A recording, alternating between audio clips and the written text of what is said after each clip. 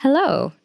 Welcome. My name is Felicity Toney. Thank you for joining us today to listen to Josephine Woolington speak about her book, Where We Call Home, Land, Seas, and Skies of the Pacific Northwest. This event is brought to you as part of Hillsboro Reads, which is our annual event alternating between local author celebrations and community-wide reading programs. The purpose of Hillsboro Reads local authors is to engage the community in celebrating local creativity by introducing well-known and up-and-coming authors and creators to the community. This year, we're offering over 2 weeks of events and programs that celebrate local authors and creators. Our goal is to help our community create connections, gain understanding, and create common ground across cultures, race, and generations. We'd like to thank the Library Foundation and the Friends of the Hillsboro Public Library for making this and all of Hillsboro Reads possible.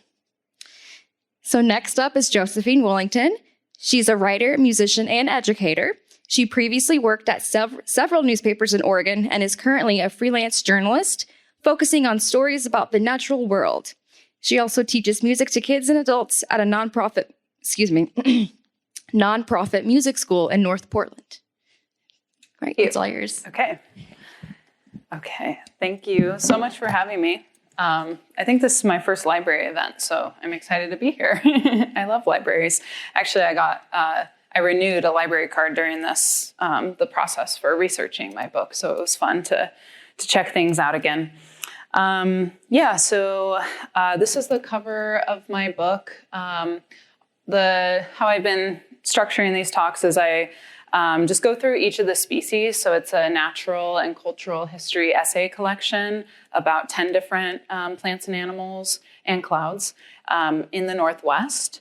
And the book's cover was designed by a local artist named Ramon Shiloh. And he also did illustrations in the book. And he's a local artist, and he also is a chef. So he goes out and forages his own food and teaches Native youth about food sovereignty and connecting them to native plants. So, I'm going to start with reading from my introduction, which will kind of give you a sense of the book.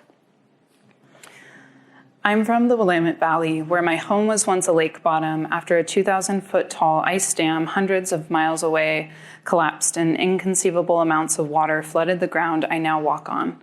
I grew up near the confluence of the Columbia and Willamette rivers, where snowmelt and rainwater from all over the region joined to complete their journey back to the ocean.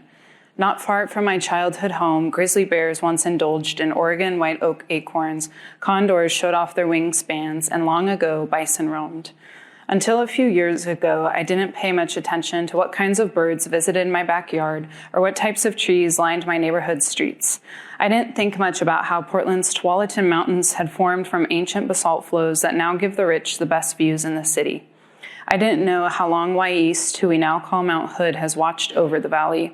I didn't know the names of the many native tribes and bands like the Calapooians of what we call the Willamette Valley, who were forced to give up their land and culture for people like my great-grandparents. I knew next to nothing about their relationships to native plants and animals. As I got outside more and befriended wildflowers, trees, glaciers, birds, and rocks, I realized how little thought I had given to the processes that create our landscapes. I never wondered where native species came from, how long they've been here, or what makes them unique. I didn't hike until after I graduated college and never owned a pair of Keens or any earth-toned clothing until a few years later. I've always known, though, from visiting the Oregon coast and Columbia River Gorge as a kid with my family, that waterfalls and big trees within 30 minutes of my home are the kind of friends who give good hugs and listen deeply. Clouds and saltwater remind me of something bigger than our day-to-day. In the last several years, my journalistic curiosity prompted many questions and inspired me to deepen my shallow understanding of home. I wanted to learn about native plants and animals to connect with something real, especially when so much of our digital world distorts concepts of time and place. I started to notice how trees and logged forests grow at the same height. I recognized invasive plants where native plants should grow. I reflected more on how our way of life and desire for progress, all of which I participate in, require the perpetual destruction of landscapes, even in our supposed liberal green Pacific Northwest. In an age of distraction, personal brands, and constant market growth, I started to realize that maybe it's somewhat radical to be rooted in a place and entertained by things that can't be commodified. The idea for this book came to me in 2020 when I couldn't hug my parents for over a year and the world felt close to its end. While hazardous wildfire smoke required an N95 mask to simply take out the trash, I read natural history books about local geology, birds, mountains, and people. I felt comfort in looking far back to climate changes of the past, to species evolution, and it helped me in some ways to wrap my mind around our own impermanence. In writing this, I hoped that maybe I could try to better understand our climate crisis, relationships we have with the natural world, and where people have historically fit into ecosystems. So that kind of is the premise of the book, kind of my journey of realizing in the pandemic, when we couldn't go anywhere, I would notice a bird fly in our yard, and I would have no idea what kind of bird it was. And so my curiosity just kind of led me on to, what bird is that? Where do they come from? And then learning about all the ecosystems that connect us from, where they winter and then where they are during their spring migration. So this is a photo from Camassia. Maybe some of you have been there. Just across from Oregon City in West Linn, and it's a prairie remnant. And I was drawn to these little patches of landscape that kind of give us a sense of what the Willamette Valley used to look like before colonialization and before agriculture and development plowed the prairies. And so I organized my book in the order of the seasons. So I started with Camas, and it ended up that I reported kind of exactly as the essays appear in the book. So I was deciding which species to write about and was struck by learning about the camas flower that I had never heard of. And I'm from here, and it's a very important cultural food for the Kalapuyan people. And so I realized, it's in bloom, so I need to go see it. And then sandhill cranes were kind of on my radar as a bird to choose to write about, and they were on migration in Malheur, so I needed to, it just like kind of naturally fell together to write it in the seasons, which was really fun. So there's Camas. This one was taken from the Mount Pisgah area, I believe. And so I went down to Eugene to just kind of talk about the prairie remnants that are there. Mount Pisgah is about 1,000 acres, and it's the largest publicly owned prairie remnant in the Willamette Valley. And so this chapter just details the camas flower, the Kalapuyan people's relationship with it, and how they historically maintained the prairies. And I had never really thought about what kind of landscape would have been where Portland is, and it was really fascinating to me to think about that, to think about the entire Willamette Valley being engulfed in flames from these cultural burns that sustained the prairies. So it really challenged my understanding of what natural landscapes are and what human roles in landscapes can be, and what they look like now compared to what they used to look like. And here's another prairie remnant. I believe it's from Mount Pisgah too. It's a really beautiful spot if you haven't been there. And the camas will be in bloom pretty soon. It's late April to early May. And those are some Oregon white oaks. And I did want to just reference a quote from my camas essay that has stuck with me from David Harrelson, the cultural resources manager from the Confederated Tribes of Grand Ronde. And he says, "Our history isn't written in books," Harrelson says. "It's written on the landscape. They remind you of all these lessons and all these things that give you a fuller way to live your life." And so I think about that. Even driving here, I noticed some big white oaks just off the side of the road. And so you kind of think of what those trees have lived through and what they mean to people.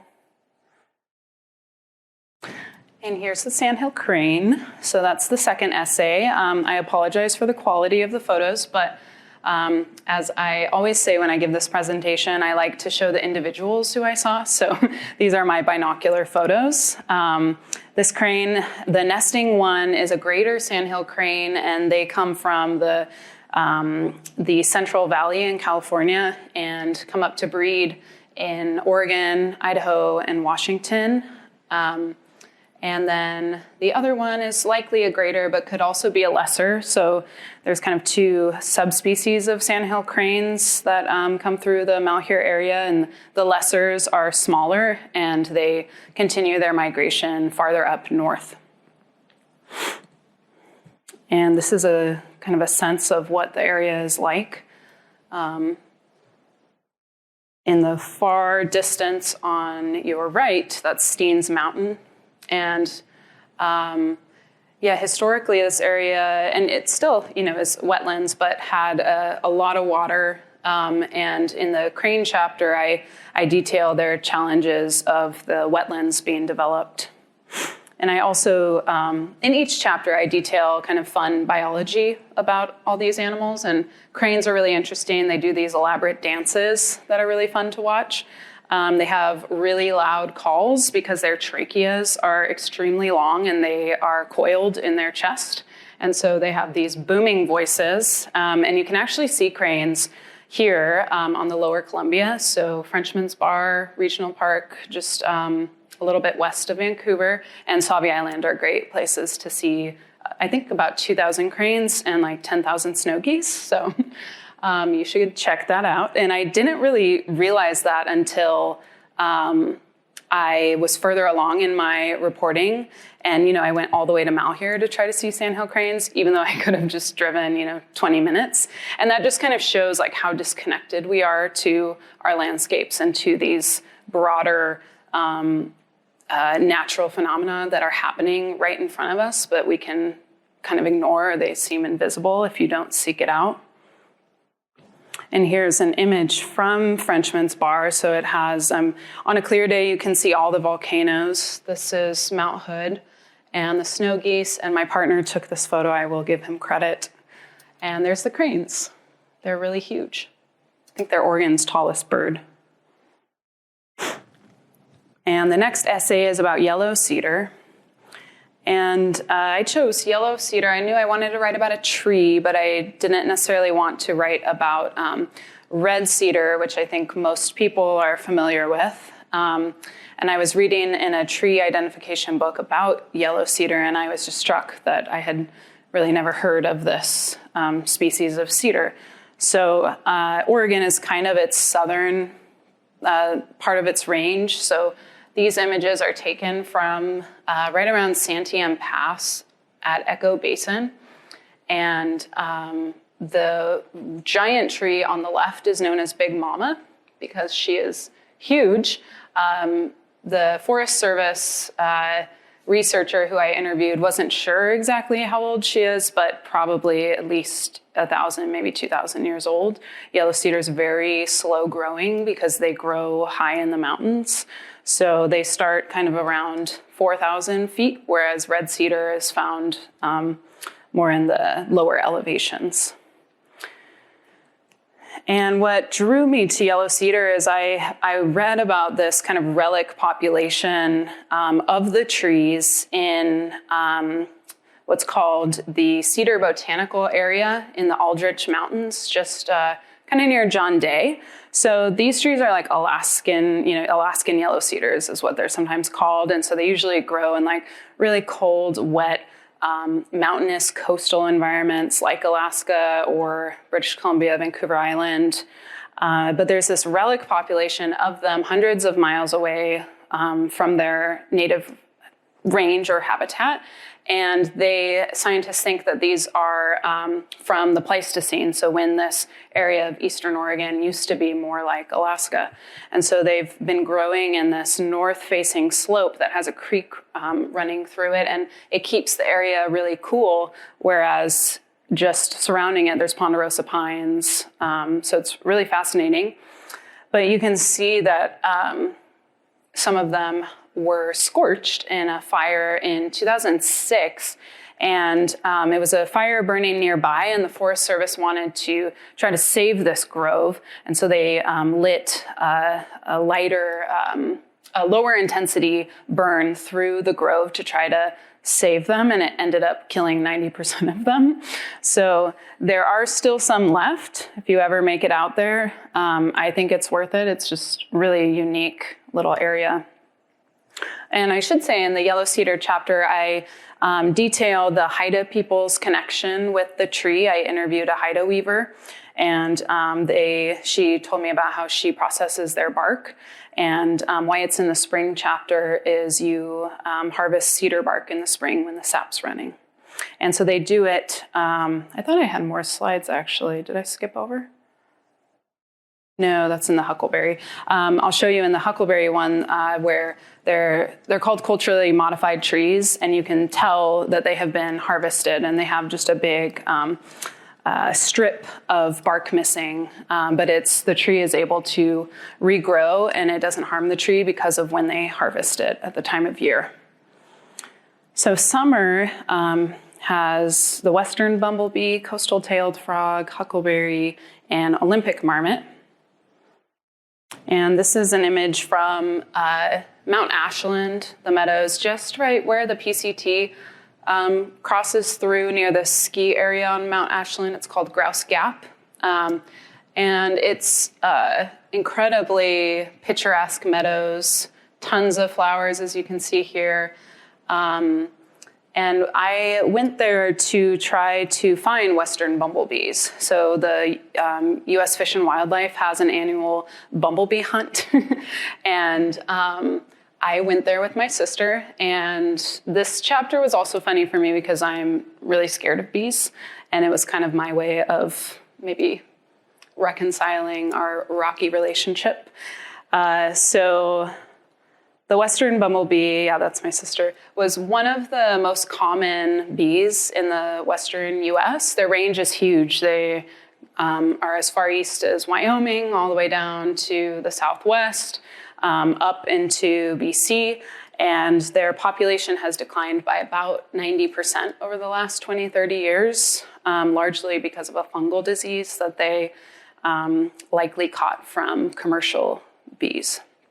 And they also, like many species, they are facing a number of threats that just kind of compound and make survival really difficult. So, development, agriculture, habitat loss, all on top of this disease that's kind of ravaging their populations.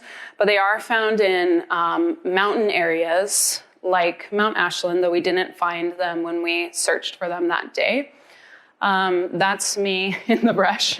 So there was tons of bumblebees, just hundreds of another common species, I think, Vosnesensky, but the western bumblebee isn't there. So it was really interesting. And it was also one of the only species that I didn't see as I was writing this book. All the other ones I was able to go out and see.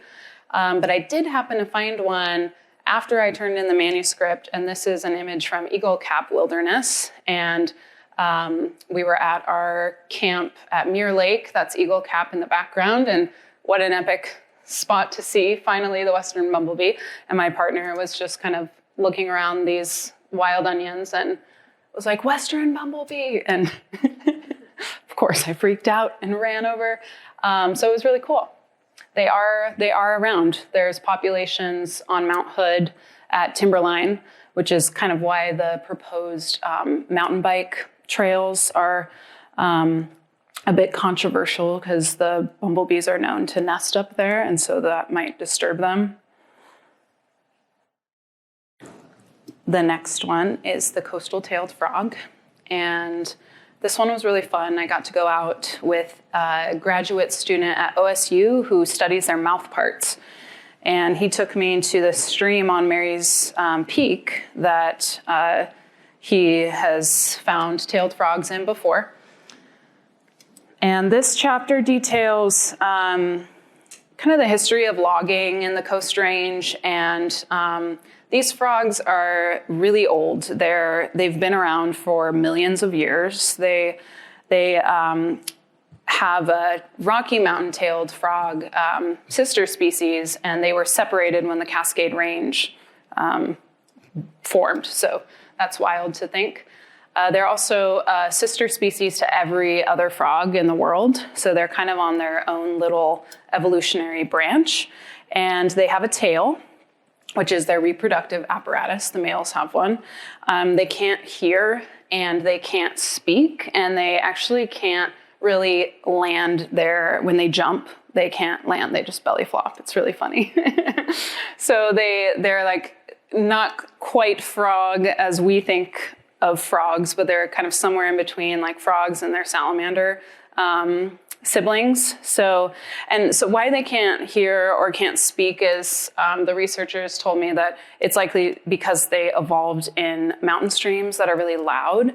And so they didn't necessarily need to be able to hear each other or speak. They release hormones or pheromones to find a mate. So these streams have been, if you've gone to the coast, you see clear cuts and all the logging, and have been really decimated from all the logging, and tailed frogs are declining. But the State Department of Fish and Wildlife doesn't really have population numbers for them, so they don't know by how much they're declining.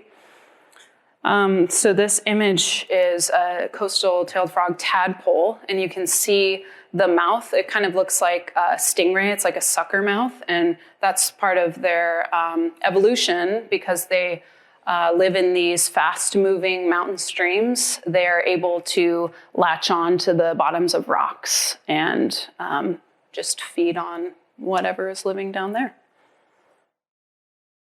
And here's an image of an adult male who we saw. You can see his tail. And it's kind of funny that they have tails because one of the definitions of frogs is amphibian without a tail. So tailed frogs are unique. And there's another image. That might be the same adult male. So it was really cool to be able to see the tadpoles and the adults.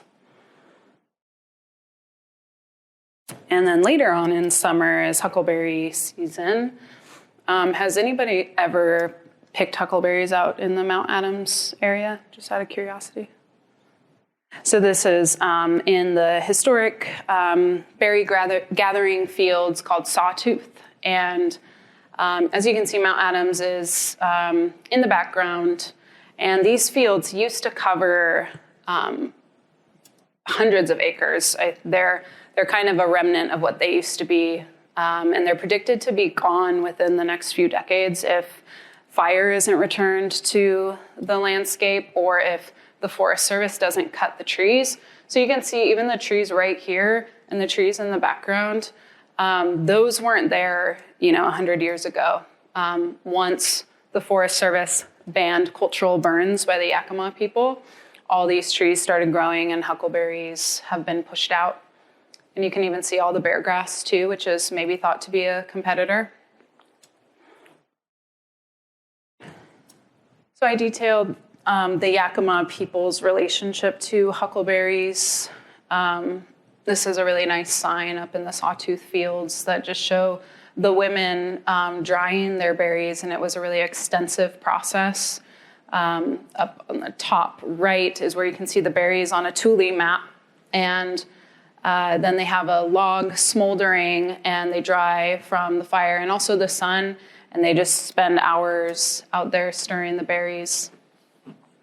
And it's also interesting to see so on the left middle, just what the landscape looked like, 100 years ago. I think these were taken in the 1930s, and there's way less trees.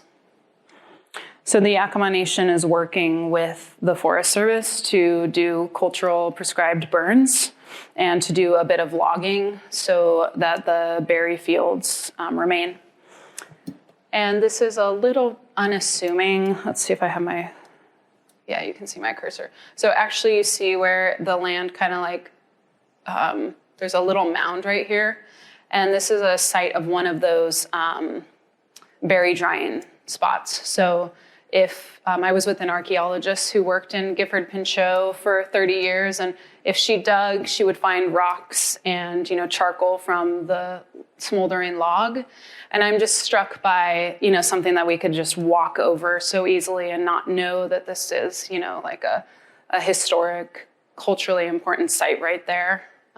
That's just fascinating. And here's the culturally modified trees that I was mentioning earlier. So these are red cedars. And that archaeologist, when she was trying to get a sense of maybe the scale of the berry fields historically, there's cedar trees that have been peeled around where the huckleberries would have extended because the women would go and peel more bark to make baskets to gather more berries. And so there's about 6,000 of these trees in Gifford Pinchot.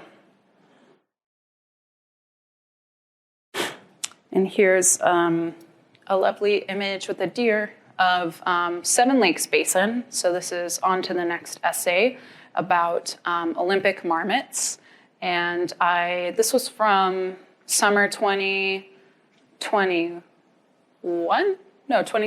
I forget. And I had never seen an Olympic marmot, so I was really hoping that they would turn out for me, and they did. This kind of gives you a sense of their habitat. They live in like rugged, mountainous areas. There's marmots. There are marmots in Oregon. They're yellow-bellied marmots, and then hoary marmots are in the Cascades, Washington Cascades, and then there's different marmot species in Alaska too. But this Olympic marmot is endemic, meaning it doesn't live anywhere else. It has evolved away from all other marmot species because the Olympic Peninsula, if you're familiar with the geography, is separated from the mainland by salt water on three sides and then a really deep river valley to the south. So when the ice sheets were covering that area, the marmots were just kind of up there alone. And then once the ice retreated, those glacially formed Puget Sound, any other animals couldn't come in the Olympics. So they've evolved to have relatively few predators, and I'll get into that in just a second, but I want to just read you the first part of the marmot essay, because I was really just struck by thinking of how long these animals have been around and imagining them surviving the Ice Age. So this one's called Olympic Marmot, and they lived on little islands surrounded by ice, among steep sandstone cliffs thousands of feet above the sea. I imagine them exactly as they are today, their stout bodies and short legs bumbling over jagged rocks and stopping every few feet to look around and sniff lingering scents in the crisp evening air. I picture them poking their dark, round noses over ledges and looking down on valleys encased in ice sheets half a mile thick that turned the lowlands of the peninsula pastel blue and glowed like magic under a full moon. The marmots have been up here in the Olympic Mountains since glaciers covered most of the region thousands of years ago. They could tell us when ice dams blocked salmon from the Elwha River's upper reaches and when glacial melt unveiled a newly sculpted landscape. I bet they were happy in their ice world as long as they had full bellies. Would their piercing whistles, which soar to the highest notes, have even more resonance and cut through the frozen silence? Did they have as much company up there? So that's just a nice image. This little marmot surviving. And this is the first one I saw, of course, in the most rugged spot right there. And we kind of came out from a really pretty meadow on the trail with huckleberries and wildflowers, and then came into this rocky ledge, and there was the marmot. And they tend to have more like butterscotchy coats compared to the hoary marmots. They also have evolved different burrowing techniques. They like meadows where hoary marmots and yellow-bellied marmots like to be kind of within the rocks. And they also make little porches, which is really cute. And they'll just hang out on their porch. I detail their biology too. They're really social. And one researcher who I interviewed, he studied them for his PhD in the 60s and spent a few summers up there just watching them. And would detail that each marmot would go around to all the different colonies and like say hi to each other. And they'd like rub noses or like rub cheeks, and they would do that every morning and then every night. So it's just really interesting. And, being an alpine species in a super harsh environment, I think I said it in the book, like they don't have time to be mean to each other. So they kind of just have to get along. Okay, fall. I chose just moss and clouds. So moss, of course, has anyone been to the Hoh rainforest? Yeah, it's striking just how different it looks compared to our old growth here. And I was struck by, thinking of these coastal rainforests historically extended from, Northern California all the way up to Alaska. So I think of the Hoh as kind of a remnant of what once extended all the way down the Pacific coast. And my dream came true of getting to spend time with a moss researcher in the Hoh. I followed a Puget Sound ecologist and bryologist just for a day as her and her students were at their field sites. So they're looking at, and this surprised me, because if you've been to the Hoh, you know that the moss is so striking, and you would imagine that like a lot of scientists want to go study the moss there just to learn what it's doing to the ecosystem and how it's contributing. And there haven't been that many scientists who have chosen to study the smallest plants. They're less charismatic, than the giant spruces that they grow on and the big leaf maples. But so the researcher, her name's Carrie Woods, she's just asking kind of basic ecological questions that's known as succession, why something grows where and why, and kind of who is the first to grow, and then if there's a disturbance, who comes and recolonizes the branch. And so they have these plots set up in big leaf maples within the Hoh rainforest where they string up, they sanitized little branches and are just monitoring to see what mosses grow on the branch. And I think they're in their second or third year of a 4-year study.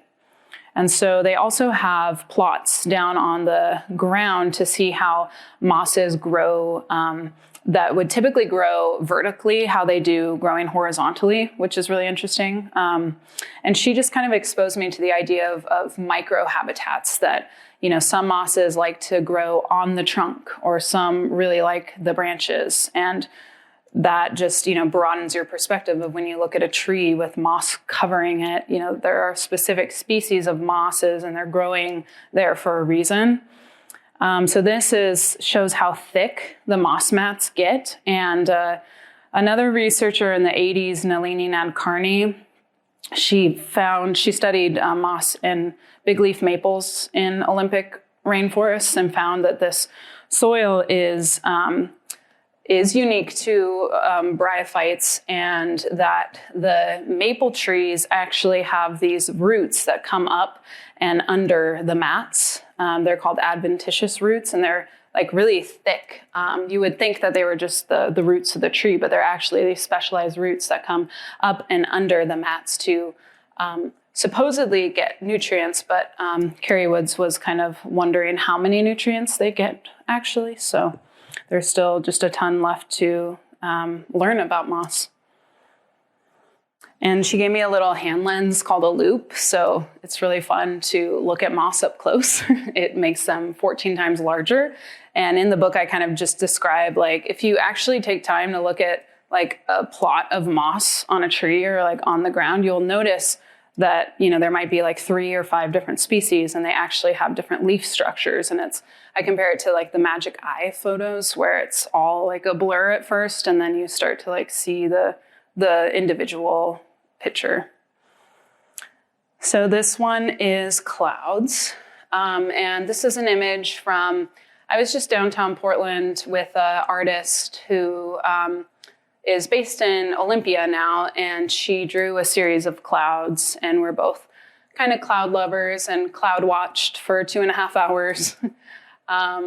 And this essay, details, I might just read the intro to it, details the different types of clouds and kind of our climate here in the Northwest and why we should appreciate clouds. It was also one of the first Zoom things I did in the pandemic with my partner, as we took a Cloud Appreciation Society's cloud identification Zoom class.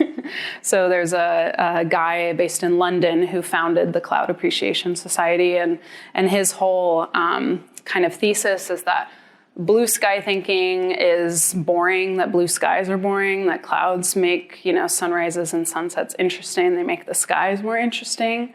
So I'm a believer in that. So this is just the intro of clouds. We live with them, with their ever-changing shape and movement, their varying moods and power. They sometimes ride a band of strong winds, always blowing high above, raining droplets down on us, made from water that sharks, squids, whales, crabs, and schools of tiny fish once swam through. We live with them here in the sky. They're grounded by their lack of form. The same air and water and wind that passes through our world shapes their world and brings them life, as they shape us and bring us life. We share the sky with them. We live at the bottom, and they live throughout in their floating world. Look at that cloud passing, artist Minky Walker says as we admire the sky from downtown Portland. Just that subtle shift in color as it's moving. Right in the center, there are very slight clouds underneath. They'll probably just disappear. Very quickly, they'll be gone in plain sight. There it goes. It just recedes into whatever. We watched the clouds together for 2 hours like old friends reminiscing while looking at photographs. We share a love of their formless form, their acceptance, as she describes it, their ability to continually transform from gradients of light and dark grays to whites, silvery blues, and morning golds, all mixed in and interacting like a live watercolor. One moment the sky is a slate wall and it's raining, then suddenly the clouds break and reveal hints of blue. Walker points out how they experience light in ways that we can't. As ground creatures, we feel light only from above, but the sun can illuminate clouds entirely from above, below, and within. It always annoys me the signs or sayings that the clouds will pass or the sun will reappear. I want the clouds, she says, smiling.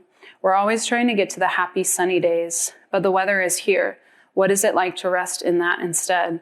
What is it like to rest inside your own weather too? We don't need to wish it away. They make the invisible visible. They're manifestations of what's present in the air on a given day. They transfer water across the globe and balance Earth's energy. Our human mind isn't even capable of comprehending just how much energy they carry, yet our same mind typically wants them gone. We've even created them ourselves to make rain for warfare and end droughts, but we don't understand all the intricacies or the consequences. We devise long equations to predict their behavior, but they still reserve the ultimate say. We don't know precisely what they'll do, and I find their unpredictability and disregard for us oddly calming. They are complex and mighty, yet soft. They can weigh tens of millions of tons, yet they float. And though we often wish them away, they cool us and keep us warm overnight, tucking us in under their blanket stretched across the sky.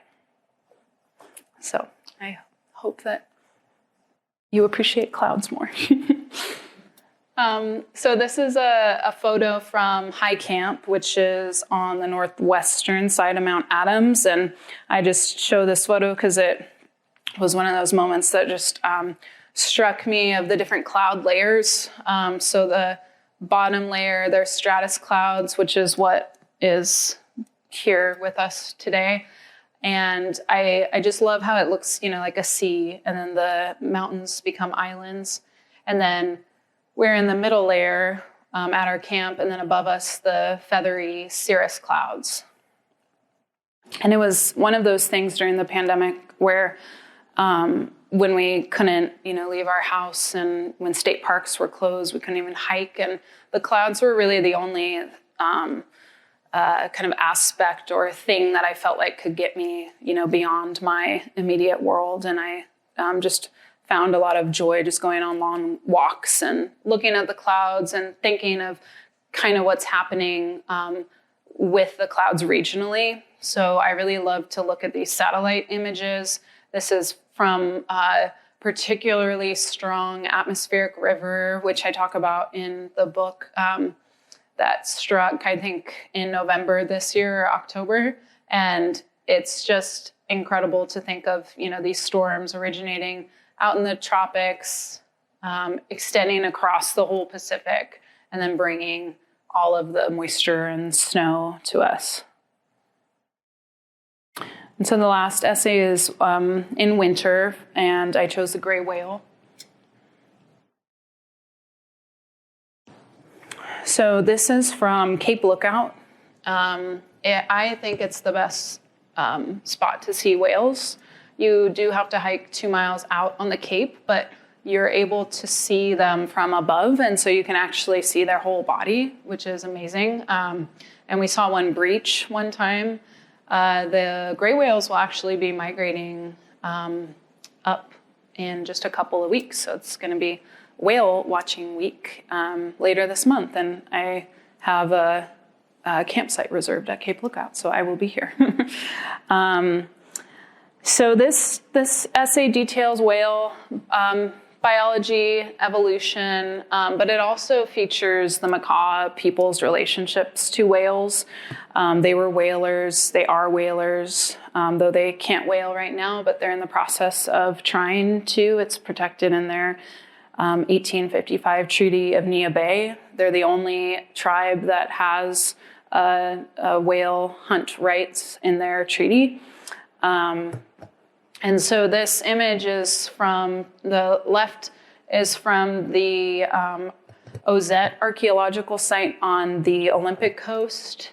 And it's just, again, one of those examples of, if you didn't know the history, you just wouldn't know what, was surrounding you. And this used to be a whaling village for, 4,000 years at least. You can see that there's smaller trees and shrubs that grew in because when archaeologists were digging at the site, they set up a whole camp. They built their own structures. There were I think 55,000 artifacts found at this site.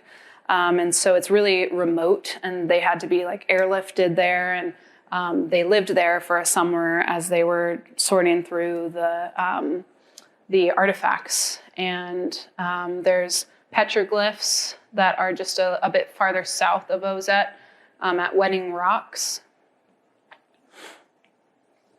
And this is a Makah artist whose family, his great-grandfather was a whaling chief.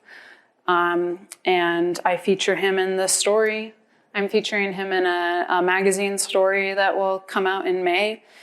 His name's Micah McCarty, and there he is sitting on a canoe that he was carving and braiding some cedar bark, red cedar bark. And so he was initially part of the 1999 whaling crew that was the last time that the Makah caught a gray whale. And then they've been dealing with a very long, extensive process of applying for a waiver from NOAA to be able to resume their whale hunts. And so Micah was tribal chairman for 3 years, on the tribal council for 10 or about 9 years when the Makah were navigating these complex national and international laws to resume whaling and racism. If you read, newspaper articles detailing the 99 whale hunt, protesters, animal rights activists came up to Nia Bay, and the Coast Guard had to protect them, and there were death threats against the Makah. There were signs that said "Save a whale, harpoon a Makah." So it's very heated, and still is to a certain degree. And the story kind of highlights the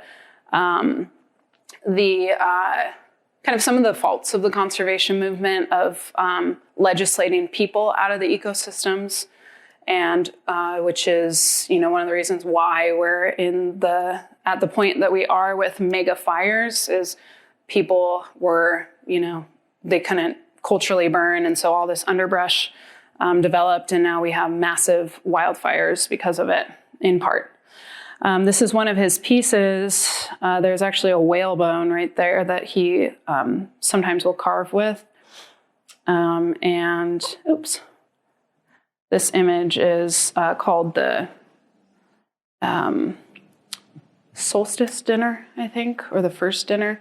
And it's an image of a thunderbird picking up a whale, and then the white whale is the whale's spirit. And so he was telling me that they have a very rigorous process of before, going out to whale, that they have all these spiritual rituals to usher the spirit of the whale into the next world in a way where the whales who were previously hunted would accept them.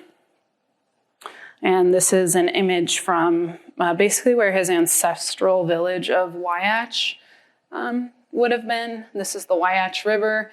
I should say that the Makah are the at the most northwestern point of the U.S., so at Cape Flattery on the Olympic Peninsula. I can't remember if I said that. So right as the river dumps out into the Pacific, we're just on the southern cusp of Cape Flattery. And so from his house, you can see Vancouver Island. And yeah, that's it. That's how the book ends, just on the most characteristic animal, kind of a now controversial subject. So yeah, I don't know if we're doing a Q&A. Thanks for listening.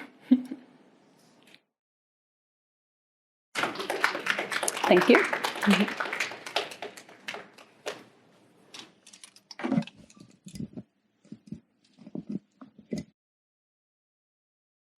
Thank you. Does anyone have questions? If you do, raise your hand. I'll bring the mic over. Just so everybody can hear, we'll use the mic.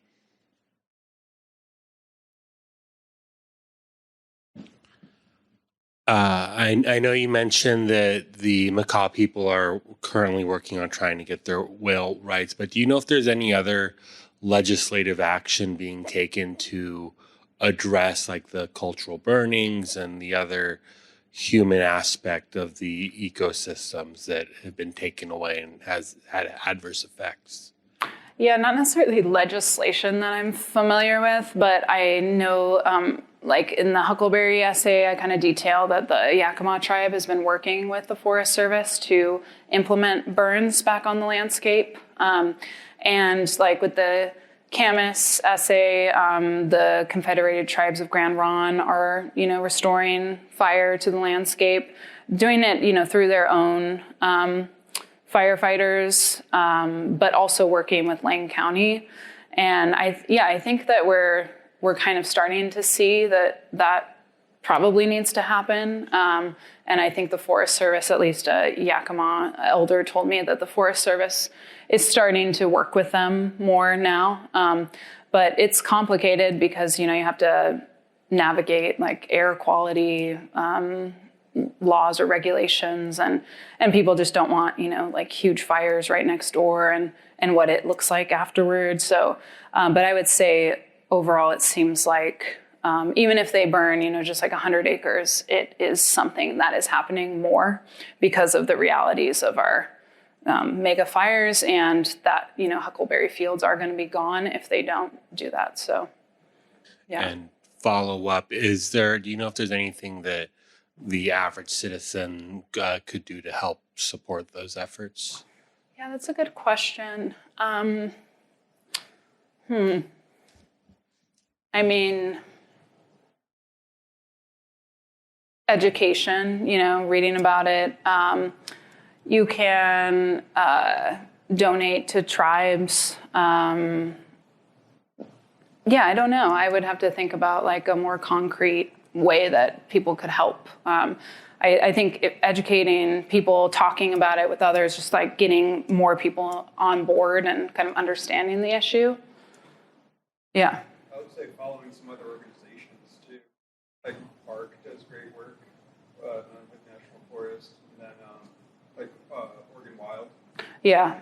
Yeah, like conservation groups who are doing a good job working with tribes. Following them. You could volunteer.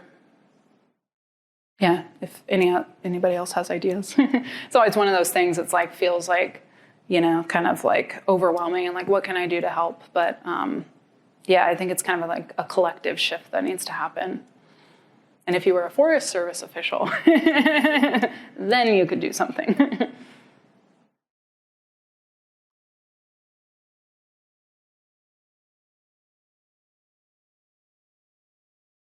I know you mentioned the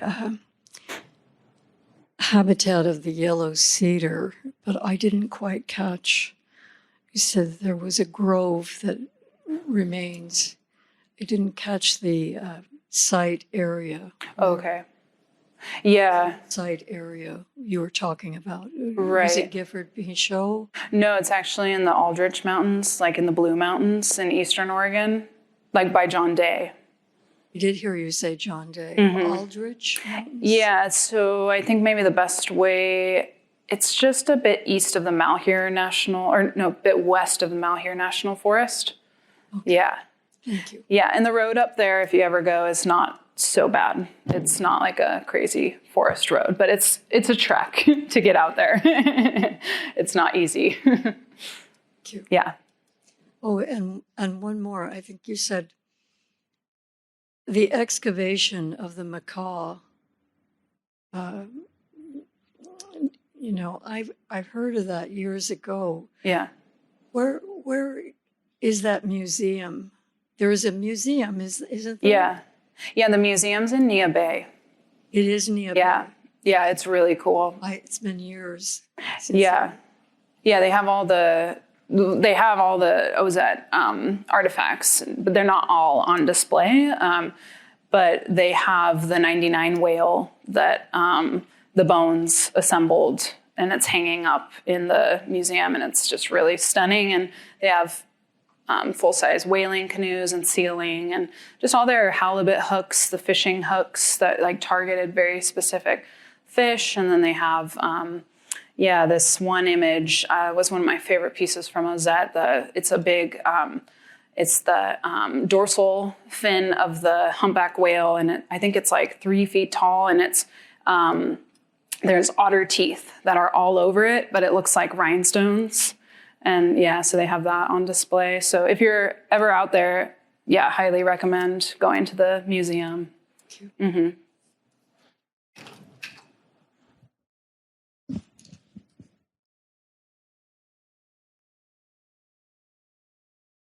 I was lucky enough to work in the Elwha before the 2 dams came down, and I'm curious about the effects, a few years down the road of having taken those out, and what the recovery, how that is, especially for the Klallam people or folks around there, if we even know. Yeah, there was a great article because 2021 was the 10-year anniversary, and I think where was the article? Maybe Orion magazine or Emergence magazine detailed what we're seeing, and pretty much immediately, salmon were back, which is, that's just always stunning and hopeful.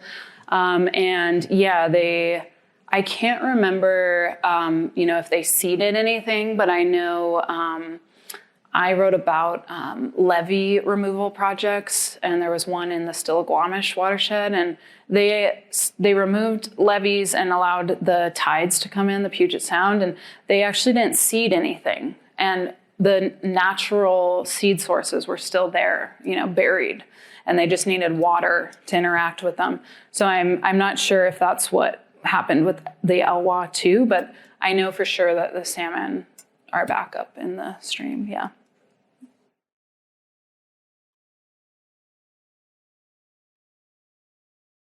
All right. So if we don't have any more questions, we can go ahead and wrap things up. Thank you all for coming and chatting with and listening to Josephine Woolington. She's also selling books if you would like to purchase one. And we hope to see you at more of our Hillsboro Reads programs. Thank you. Thank you. Thanks for having me.